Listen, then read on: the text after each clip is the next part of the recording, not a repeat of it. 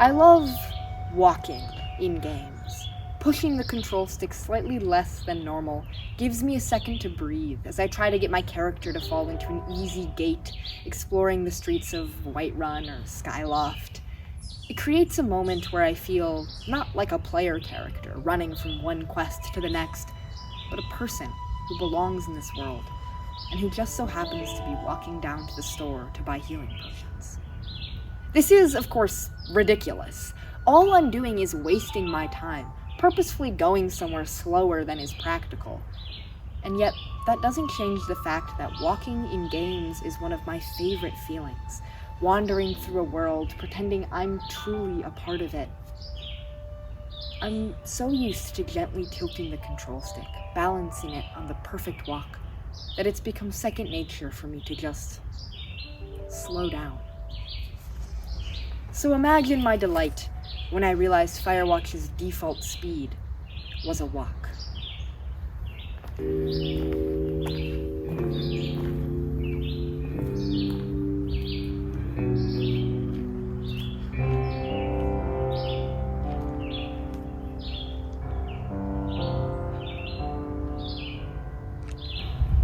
Firewatch is a game perhaps best described as a walking simulator.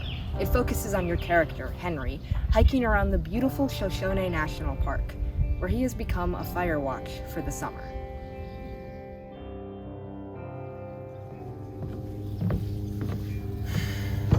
Walking simulators can be difficult to keep interesting.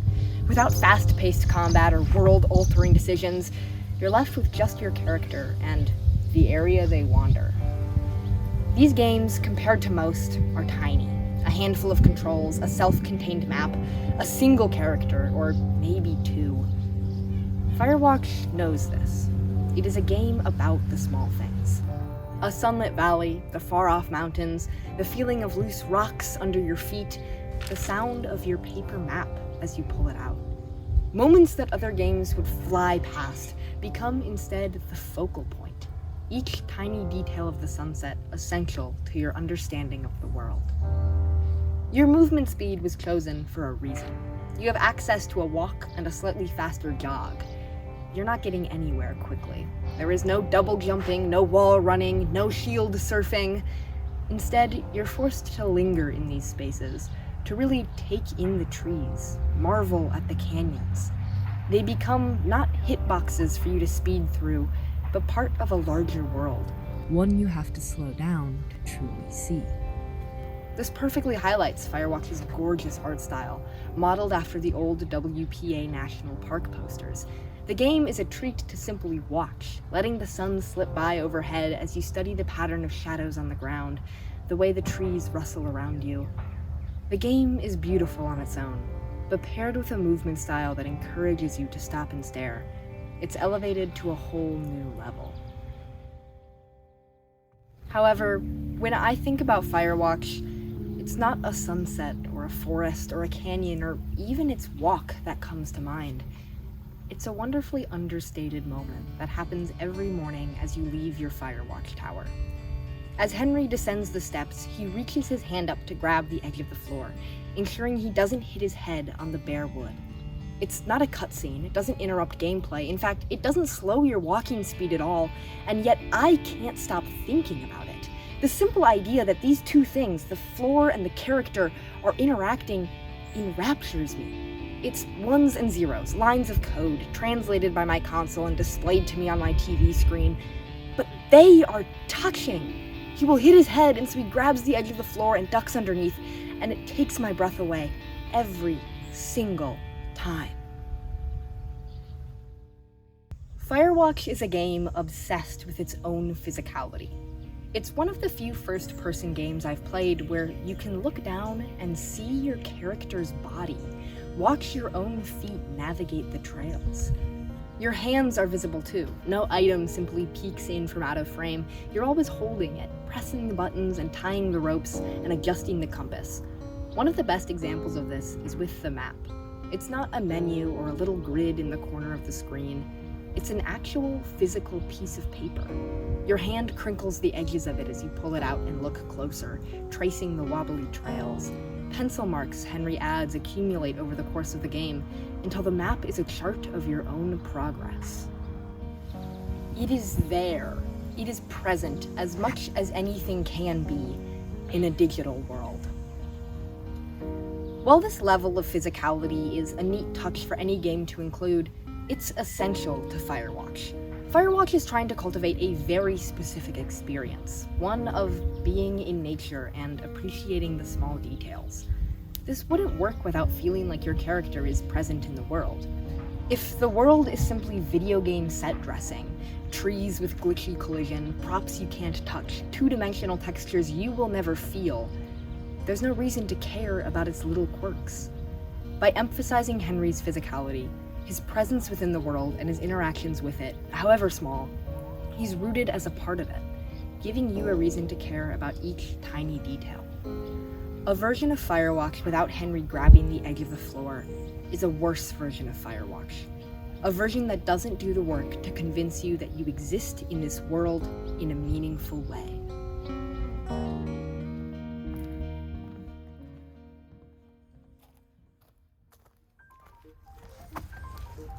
The Legend of Zelda Breath of the Wild is a game perhaps not best described as a walking simulator. When it released in 2017, Breath of the Wild redefined the open-world genre, with its expansive map, interesting characters, and player-driven exploration. What it was not as concerned with was the physicality of its main character, Link. Link's interactions with the vast world around him are pretty standard as far as video game characters go. He's got animations for combat, climbing, cooking, plus some other things that don't start with C, I'm sure, but nothing that stands out to me. Link is not the type of character to grab the edge of the floor so he doesn't hit his head.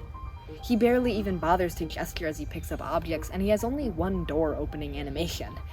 Essentially, Link vaults around Hyrule with the typical slight disconnection of a video game character. Firewatch's physicality is what made it work, but Breath of the Wild's lack thereof is what helps it click. This may seem counterintuitive at first. Both games are about walking around beautiful nature scenes, aren't they? But Breath of the Wild's version of the outdoors is fundamentally different than Firewatch's. While Firewatch is interested in providing a relatively realistic version of nature, where you stick to the trails and are mostly observing, Breath of the Wild is fascinated with a version where you have control. The world does not simply happen around you.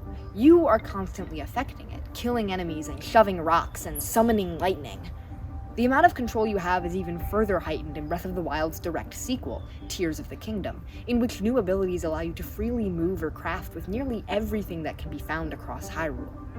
This level of control requires the player to make their own choices. Each system and ability can be ridiculously complex and interesting, but it doesn't mean anything if the player doesn't play with them. This is why Link lacks physicality. By not interacting with the world around him, he doesn't have his own defined character, his own wants and needs.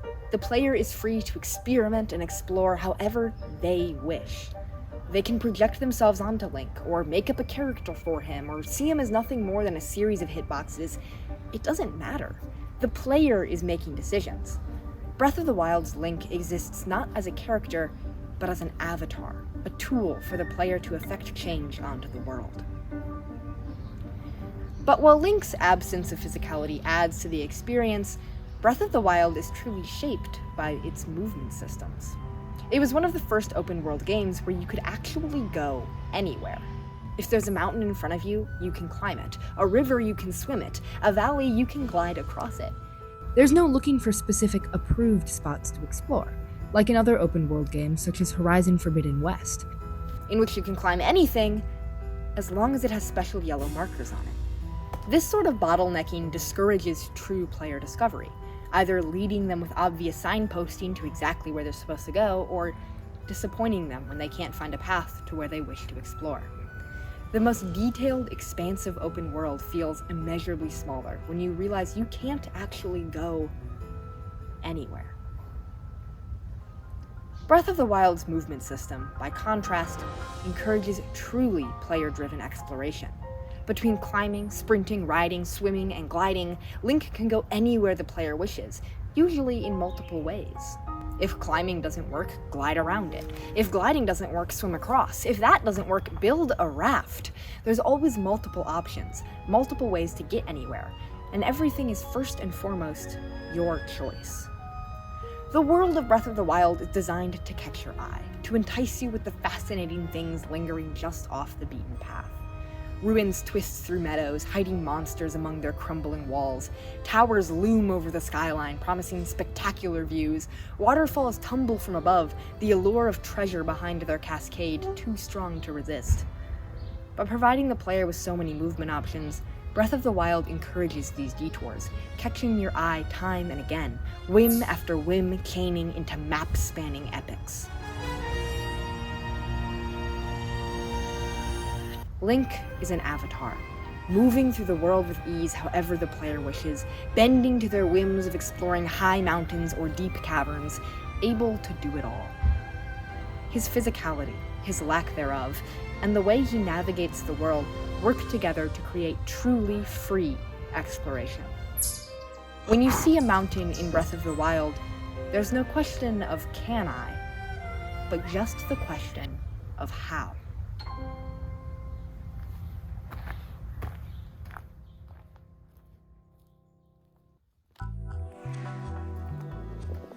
If you combined Firewatch and Breath of the Wild, the game you get would not be Resident Evil 4.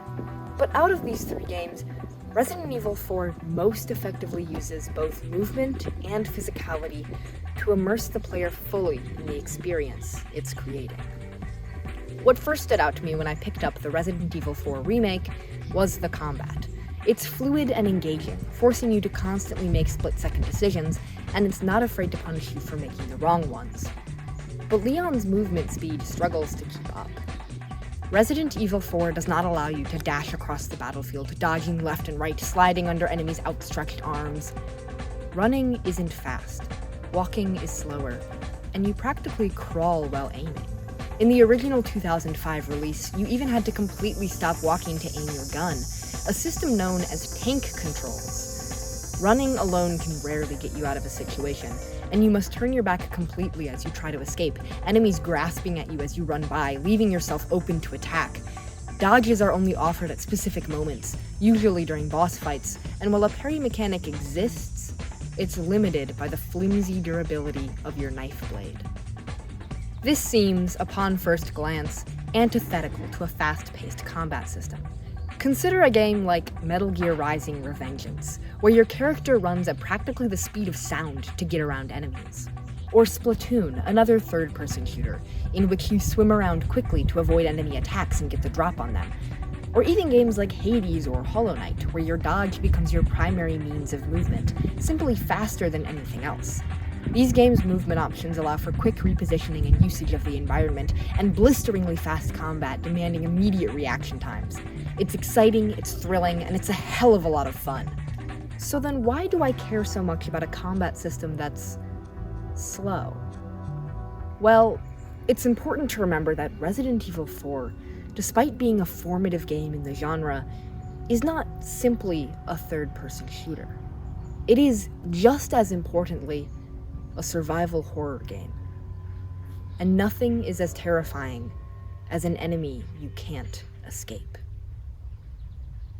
Resident Evil 4 walks a careful line with its character's speed, between agonizingly slow and powerfully fast. Leon is just quick enough to offer repositioning opportunities, but that's all they are, opportunities. The movement in this game is just as much a decision as the rest of the combat. When you're backed into a corner with 3 bullets, you better make every shot and every step count. Rather than controlling the battlefield with your movement, the battlefield controls you. You must know where all the exits and passageways are, as one wrong turn can send Leon spiraling into the mud, surrounded on all sides. You have to keep track of all the enemies, anticipating their attacks before they make them, because once they strike, it's already too late. Breath of the Wild uses movement to encourage exploration and discovery. Resident Evil 4 uses it to encourage fear. Being Feeling trapped is a core emotion for horror games to tap into, and Resident Evil 4 knows how to use its movement to emphasize this. Well, you feel trapped throughout the game, overwhelming hordes of enemies pursuing you through tight corridors. A prime example is found in one of the boss fights. Salazar, an enormous tentacled beast much quicker than you, hurtles around the arena and leaves you struggling to keep up.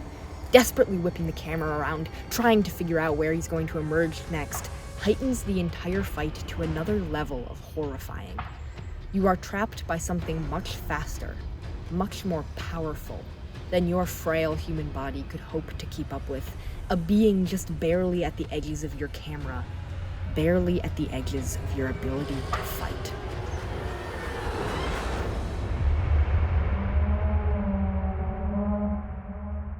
While the unique movement of Resident Evil 4 deepens the horror of the game, it's helped by Leon's intense physicality. Video games have a unique opportunity with physicality, as players experience fewer verbal explanations as compared to something like a movie or a book, but many more wordless interactions with the environment. Both Firewatch and Resident Evil 4 utilize this, building characterization into their animations, wordlessly communicating the character's thoughts and feelings. On the surface, Leon is a typical bombastic video game action hero.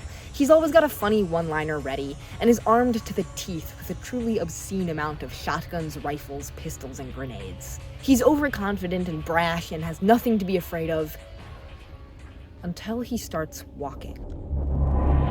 In Resident Evil 4, Leon's walk is not simply a walk. Every step is filled with caution, his gun held at the ready for the next monster that jumps out. He approaches doors slowly, listening through the wood before opening them, glancing around warily. Watching this hyper-competent video game protagonist hesitate to venture down a hallway builds suspense without a single enemy or trap. Leon's fear echoing off your own, turning it into something bigger than either of you know how to deal with. Leon's walk is inseparable from the context it exists in.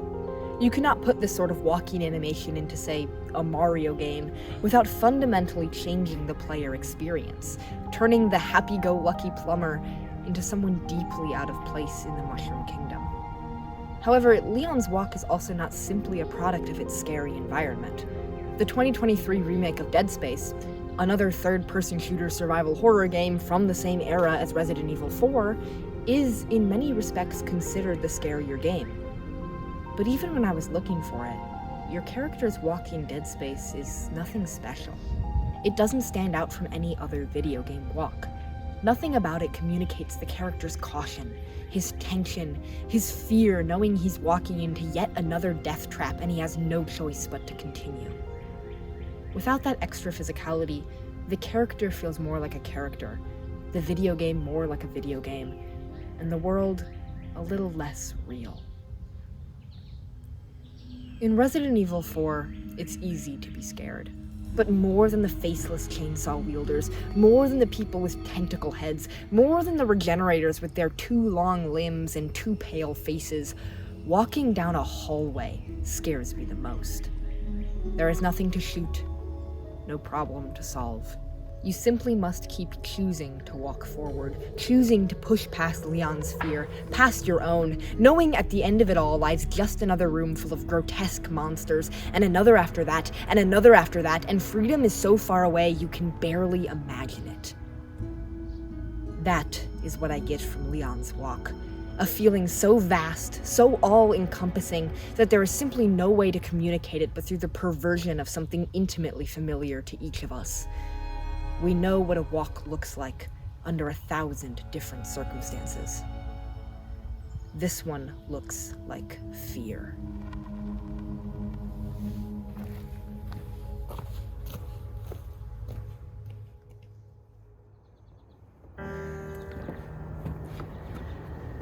There are countless things in every game that contribute to player immersion. In some respects, movement and physicality are simply two pieces of a much larger puzzle. But when they're used in a deeper way, fundamentally shaping how the player experiences the rest of the world, they become fascinating.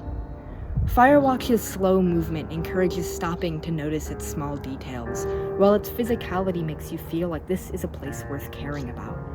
Breath of the Wild's adventure would be completely different without the diverse range of movement options encouraging you to explore, and the lack of Link's physicality that motivates you to make your own decisions. But it all comes together masterfully in Resident Evil 4's Walk, which physically and emotionally traps you in its horror. You cannot escape the hordes of enemies. You cannot escape Leon's fear. You cannot escape your own. I love walking in games. I always have, and I always will. There's something special, though, when the walk itself is a work of art.